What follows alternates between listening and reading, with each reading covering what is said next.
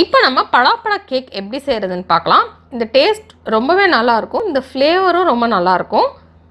இதுக்கு வந்து நம்ம 15லேருந்து 20 வரைக்கும் பலாப்பழம் எடுத்துக்கலாம். எடுத்து நடுவில் உள்ள அந்த கொட்டையை எடுத்துகிட்டு நம்ம இதை அப்படியே ஒரு மிக்ஸி ஜாரில் சேர்த்துடலாம். சேர்த்து இதை அரைச்சிடலாம். தண்ணியெல்லாம் விட வேண்டாம், அப்படியே நம்ம இந்த மாதிரி ஒரு பேஸ்ட்டாக அரைச்சி எடுத்துடலாம்.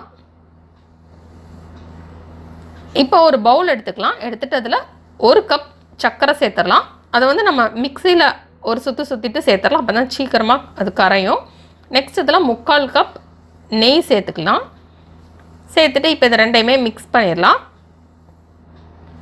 இதில் வந்து நீங்கள் நெய் சேர்க்க வேண்டாம்னா இதுக்கு பதிலாக வந்து ஃப்ளேவர் இல்லாத எந்த ஆயில்னாலும் சேர்த்துக்கலாம்.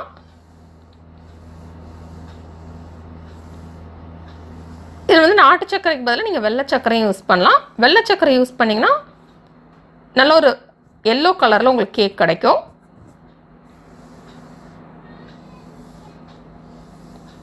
இப்போ இந்த சர்க்கரை நல்லா கரைஞ்சிடட்டும்.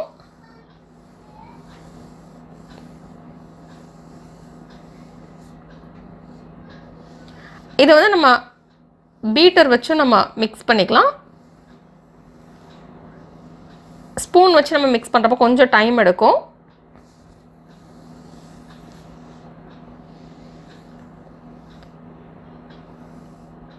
இப்போ இதை மிக்ஸ் பண்ணியாச்சு.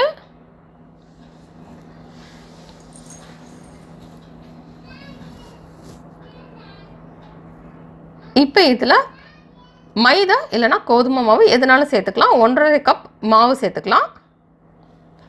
நெக்ஸ்ட் இதில் 3/4 டீஸ்பூன் பேக்கிங் பவுடர் சேர்த்துக்கலாம். 1/2 டீஸ்பூன் பேக்கிங் சோடா சேர்த்துக்கலாம்.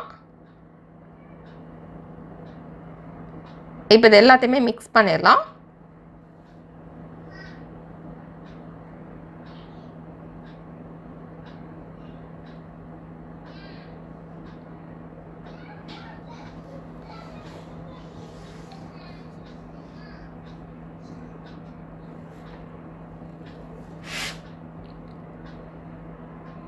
நெக்ஸ்ட் இதில் நம்ம அரைச்சி வச்சுருந்த இந்த பலாப்பழத்தை சேர்த்துடலாம்.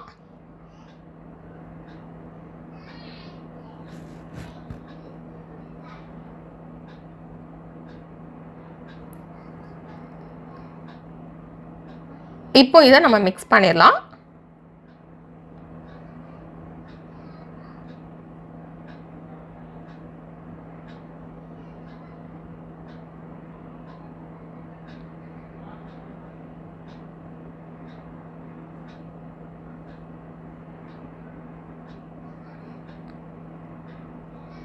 இப்போ இதை மிக்ஸ் பண்ணதுக்கப்புறம் நம்ம இதில் 1/2 கப் பால் சேர்த்துக்கலாம். இது வந்து காய்ச்சி நம்ம ஆற வச்சிருந்த பால் சேர்த்துக்கலாம். இது ரொம்ப சூடாகவும் இருக்கக்கூடாது, ரொம்ப கூலாகவும் இருக்கக்கூடாது. காய்ச்சி நம்ம ஆறி இருக்கிற பால் சேர்த்துடலாம்.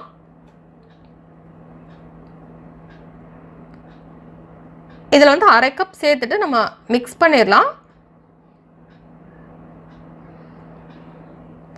உங்களுக்கு வந்து இதிலே கேக் கன்சிஸ்டன்சி கிடச்சிருச்சு அப்படின்னா நம்ம கூடுதலாக பால் சேர்க்க தேவையில்லை. இல்லைனா 2 இல்லைனா 3 டேபிள் ஸ்பூன் எக்ஸ்ட்ரா பால் சேர்த்துக்கோங்க. இப்போ இது வந்து ரொம்ப கெட்டியாக அந்த மாதிரி இருந்தது அப்படின்னா கூட கொஞ்சமாக பால் சேர்த்துக்கலாம். இப்போ இது எல்லாத்தையுமே மிக்ஸ் பண்ணிவிட்டு நம்ம க்ரீஸ் பண்ணி வச்சுருக்கிற ஒரு கேக் டின்னில் ஊற்றிடலாம். ஆயில் எல்லாம் நெய் சேர்த்து நம்ம ஃபஸ்ட்டே கேக் டின்னில் க்ரீஸ் பண்ணிடலாம். அப்போ தான் நம்ம திருப்பி எடுக்கிறப்போ ஒட்டாமல் வரும். இப்போ நம்ம மிக்ஸ் பண்ணி வச்சுருந்தோம் அந்த கேக் பேட்டர் ஃபுல்லாக உள்ள ஊற்றிடலாம்.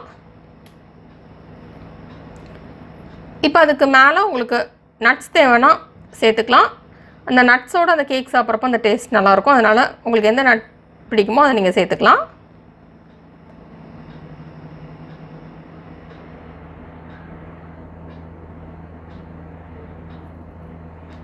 இப்போ நம்ம அவனை ப்ரீ ஹீட் பண்ணிடலாம். 180 டிகிரிஸில் வச்சு 10 மினிட்ஸ் ப்ரீ ஹீட் பண்ணிடலாம். அது ப்ரீ ஹீட் ஆகிட்டுருக்கட்டும்.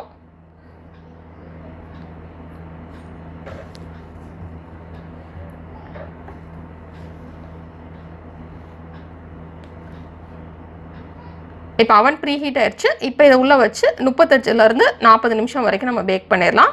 இப்போ பேக் பண்ணியாச்சு. இப்போ நம்ம இந்த மாதிரி ஒரு பிளேட்டில் இன்வெர்ட் பண்ணிட்டோம் அப்படின்னா ஈஸியாக வந்துடும். இப்போ நமக்கு சுவையான பலாப்பழ கேக் ரெடி. இந்த ஃப்ளேவரே ரொம்ப நல்லாயிருக்கு. இந்த கேக் ரெசிபி நீங்கள் வீட்டில் ட்ரை பண்ணி பாருங்கள். இந்த ரெசிபி உங்களுக்கு பிடிச்சிருந்தா லைக் பட்டன் கிளிக் பண்ணுங்கள். உங்கள் ஃப்ரெண்ட்ஸோட இந்த வீடியோவை ஷேர் பண்ணுங்கள். மறக்காம இந்த சேனலுக்கு சப்ஸ்கிரைப் பண்ணிவிட்டு பக்கத்தில் இருக்கிற பெல் ஐக்கான் ப்ரெஸ் பண்ணிக்கோங்க. அப்போ தான் நான் போடுற வீடியோஸ் எல்லாமே உங்களுக்கு உடனுக்குடன் கிடைக்கிறவே மிஸ் பண்ணாமல் இன்ஸ்டன்ட்டாக பார்க்க முடியும். இந்த ரெசிபி ட்ரை பண்ணிவிட்டு எப்படி வந்திருக்கு அப்படின்றது கீழே உள்ள கமெண்ட்ஸ் பாக்ஸில் மறக்காமல் சொல்லுங்கள்.